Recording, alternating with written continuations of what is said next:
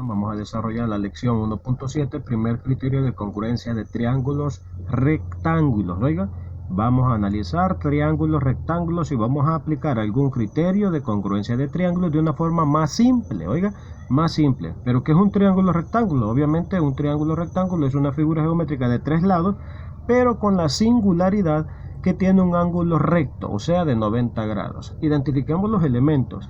Esos lados que forman el ángulo de 90 grados, y cuando sea, para saber si es 90 grados, tiene que tener este recuadro acá, ¿sí? Este cuadrito, eso nos garantiza que ahí vale 90 grados, y por eso el nombre de triángulo rectángulo, ángulo recto. Esos lados se llaman catetos de una forma especial, y el lado de mayor longitud, que es el lado que está enfrente de ese ángulo recto, se llama hipotenusa, ¿sí? Bien, veamos la información que nos proponen. Demuestra que si los triángulos ABC y el triángulo A'B', C' se cumple que nos dan información. El ángulo ACB, oiga, CAB, o sea el ángulo A, la letra de en medio, es igual al ángulo C'A'B', o sea el ángulo A'.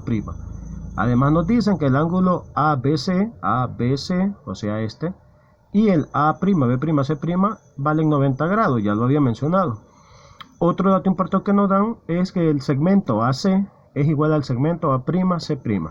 Entonces demuestra que el triángulo ABC es congruente al triángulo A'B', C'.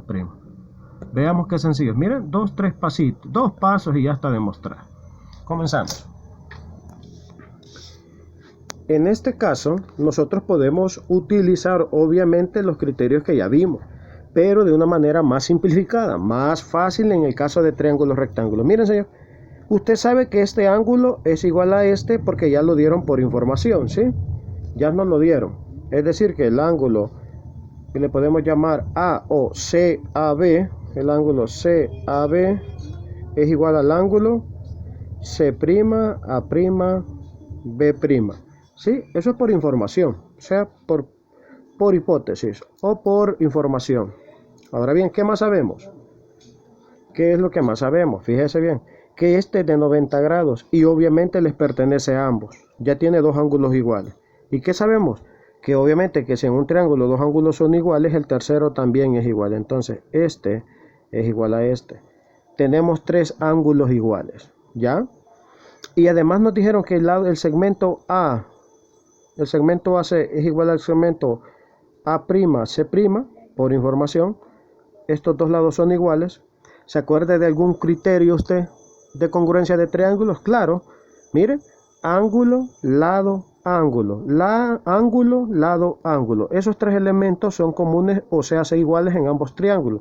Entonces, o por lo tanto, por lo tanto, el triángulo ABC es congruente al triángulo A'B', C'.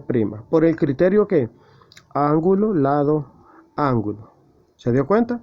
Qué sencillo es, ya está demostrado. Entonces usted cuando tenga dos triángulos rectángulos y vea los siguientes elementos, usted va a estar seguro y segura que son triángulos congruentes, o sea, iguales. ¿Cuáles son los elementos? Fijémonos en la conclusión. Mira, ¿cuál es la conclusión? Si en un triángulo rectángulo se cumple que la hipotenusa y un ángulo agudo son respectivamente de igual medida, entonces los triángulos son congruentes. Hipotenusa y ángulo agudo. Miren, teníamos la hipotenusa, que nos daban, la hipotenusa era igual y nos daban este ángulo.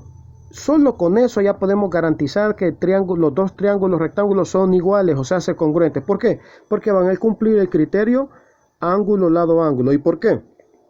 Porque si tienen este que es igual, que es este agudo que es igual, o cualquiera de los dos agudos, como tienen uno de 90 igual, obvio que el tercero también es igual. Y ahí viene donde se aplica el criterio ángulo, lado, ángulo. Hablando de que te tienen que dar la hipotenusa. Entonces cuando usted le pidan en los ejercicios demostrar por qué, o sea, justificar el por qué los dos triángulos son congruentes, usted va a justificar porque cumplen el criterio ángulo, lado, ángulo, además de tener la conclusión, la hipotenusa y un ángulo agudo igual. Hipotenusa y ángulo agudo igual, eso es todo.